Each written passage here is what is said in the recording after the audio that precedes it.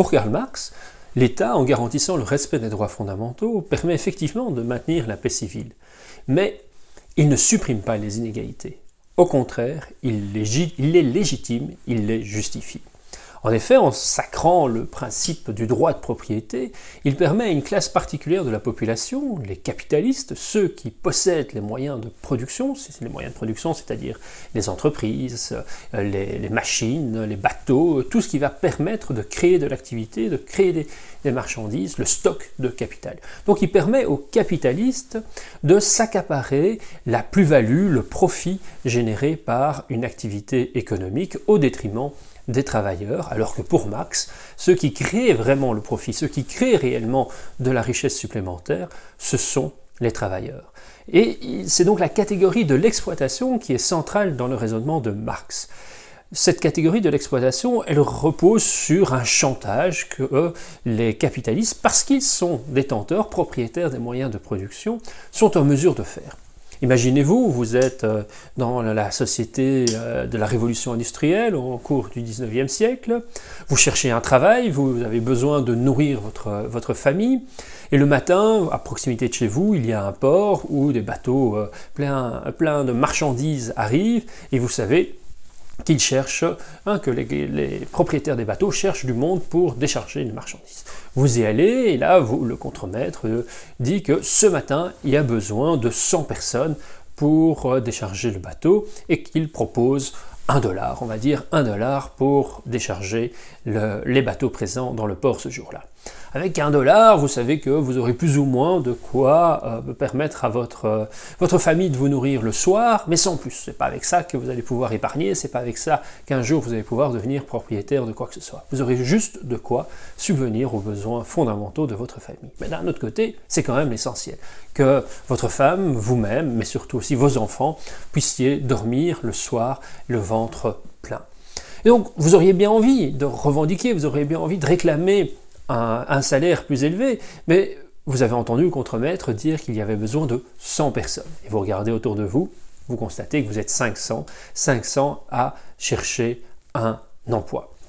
Et donc, lorsqu'il y a une telle différence entre des capitalistes qui possèdent le monopole, en définitive, de l'offre, le monopole de l'offre d'emploi possible, c'est eux qui décident combien de personnes vont être employées, et que vous voyez que d'un autre côté, il y a un tel excès de la demande d'emploi, eh bien fatalement, il y a un rapport de force, un jeu d'offre et la demande qui joue et qui permet à ceux qui ont le monopole de la production, le monopole de la création d'emplois, de fixer le niveau de salaire qu'ils souhaitent. Et donc c'est ce chantage, ce rapport de force qu'il y a entre quelques capitalistes qui concentrent entre leurs mains la capacité de production et des travailleurs qui en définitive sont mis en concurrence les uns par rapport aux autres, qui permet aux capitalistes de déterminer quelle est la part qu'ils vont s'accaparer de la richesse produite et quelle est la part qu'ils vont rendre aux travailleurs sous la forme du salaire. Et finalement, si les capitalistes sont en mesure de déterminer eux-mêmes finalement le prix qu'ils donnent pour les travailleurs, ils vont sans doute fixer un prix qui soit le niveau minimal nécessaire pour s'assurer qu'ils aient encore des travailleurs demain. Grosso modo, on va dire le prix justement de la subsistance des travailleurs, mais en s'accaparant tout le surplus généré par l'activité économique. Alors, c'est d'ailleurs ce qu'on a pu constater dans l'histoire, c'est ce qu'aujourd'hui encore, d'ailleurs, la tension entre travailleurs et employeurs sur le partage de la valeur ajoutée est une des questions centrales. Dans la valeur ajoutée, donc la valeur complémentaire produite par une activité économique par rapport à la valeur des biens intermédiaires ou des biens premiers qui ont servi à la production économique, donc cette valeur ajoutée par l'activité, par le travail, est l'objet d'un partage entre ce qui va revenir aux travailleurs sous forme de rémunération et ce qui va servir de bénéfice pour les entreprises et être redistribué aux détenteurs de l'entreprise, donc aux actionnaires, aux capitalistes dans le langage de Karl Marx.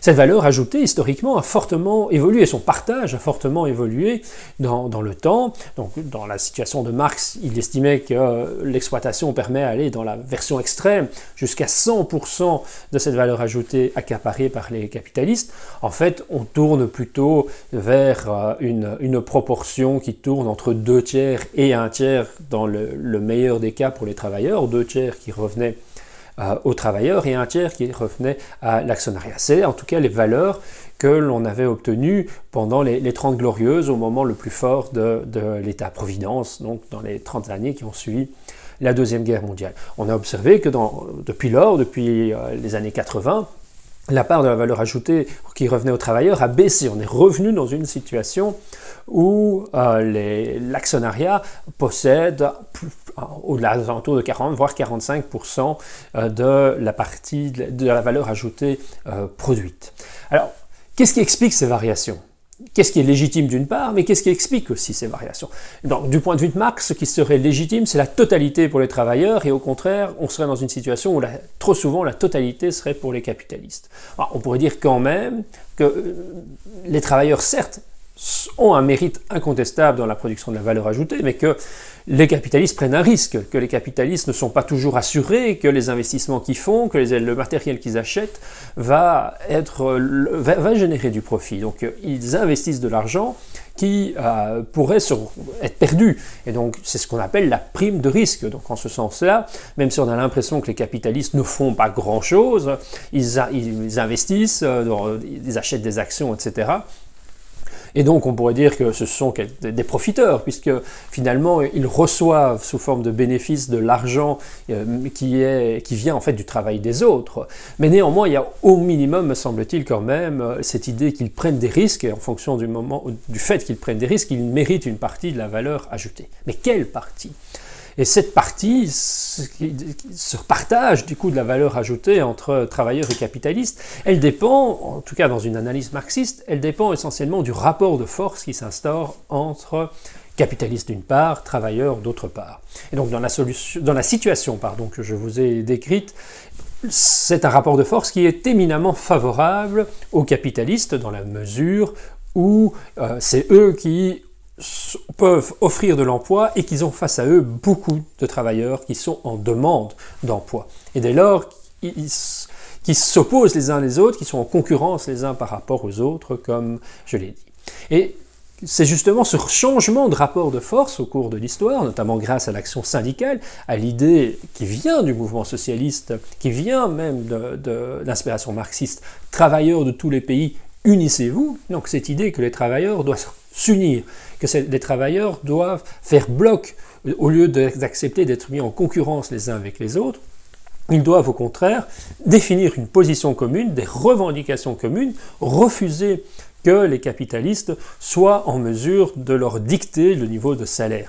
Pour inverser ce rapport de force, si tous les travailleurs font bloc, alors c'est eux qui peuvent imposer aux capitalistes, vous pouvez rester avec votre marchandise. Votre marchandise, elle peut pourrir dans le bateau. Non, pas de problème. Si vous ne nous payez pas correctement, si vous ne donnez pas une part plus importante de la valeur ajoutée, nous refuserons de travailler.